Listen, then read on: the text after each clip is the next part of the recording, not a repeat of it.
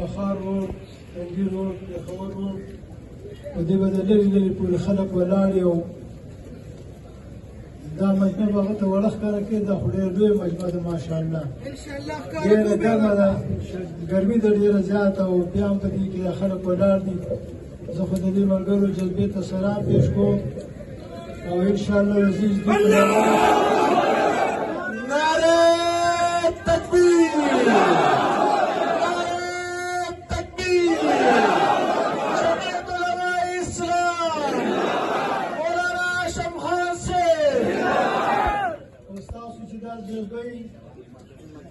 د شیخ صاحب قاتلان به د دې هغه پلار موږ ته ښکاره کوي.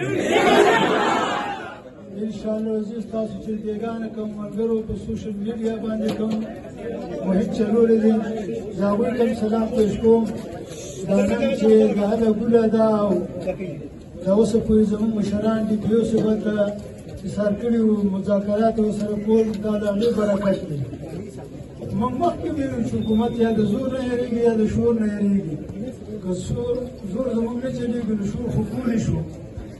انشاءالله العزیز هغه ورځ لرې نه ده چې دا به یو تاریخ وي چې زموږ د شیخ شهید د هغه قاتلان ګرفتار شو او په ټوله دنیا کې یو چرچه ده چې داسې چېرته د قاتل د مقتول قاتلان نه دي ګرفتار شوي او دا ګرفتار شو.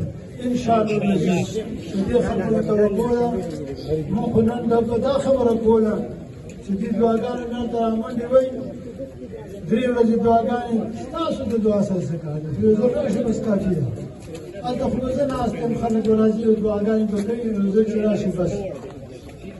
ما د قاتل په کار دی او تا په وس کې دغه خبره ده ستانه دغه کار زه غواړم. ما له دوکې ولې راکړې؟ دا شیخ صاحب ځنګل کې مړ دي، دا چېرته په خوشي صحرا کې مړ دی. ایجنسي وه، حکومت هلته ریټ نه دی قایم. په دې ټولو خبرو موږ پوهېږو، په داسې ځای کې مړ دا خاني مرګ دی. ډي پي او صاحب دا د بدنامۍ ذریعه ګرځېږي، قاتل پیدا کړه، نیکنامي به وګټي، ریکړه به دې په سر شي او بدنامه به د دې ځای لاړ شي. دا ناکام سړی دی چې د ده په حکومت کې او د ده په خلقه کې چې کوم دی او د ده په ضلع کې شهادت چې کوم دی سړي بیا هم په رڼا ورځ باندې یو قاتل دی، اوس پورې معلوم نه دی. زموږ ډي پي او سره دغه مطالبه ده، ستاسو دا کومه جذبه ده، دې به دا قاتلان موږ ته ښکاره کوي. یعنې دا یې دې غوږونو کې واچوئ. د تحصیل جماعت خاص کر هېڅ قسمه دغه کې نه حسابي، ځکه نن چې مذاکرات کول نو ضلعې سره به وکړو، دغه ضلعې واخلو او ضلعې مشران سره دوی ولې مذاکرات کوي خاموشي اختیار کړي. او تحصیل په حیثیت امیر یا جنرال سیکرټري زما تحصیل یې پکې نه دی مطلوب کړی. خو زه دا به ویل چې د ضلعې چې کوم دي مشران راغلو ده، خو زه ورته دا وایم چې انشاءالله عزیز بل ځل به ته زموږ زور ووینو انشاءالله. بل کار ورکوم او دا به چوک نه وي، بیا به ستا دفتر وي او د دفترو حال به زنداني انشاءالله عزیز به دغه دفتر به دې جوړوو. او دا که دا مسلمانان دا دومره زر دا جذبه نه سړېږي، دا چې سړی نه سړی نه ستا به ډېر کار کړی دي. شیخ صاحب کو انصاف دو، شیخ صاحب کو انصاف دو، شیخ صاحب کو انصاف دو.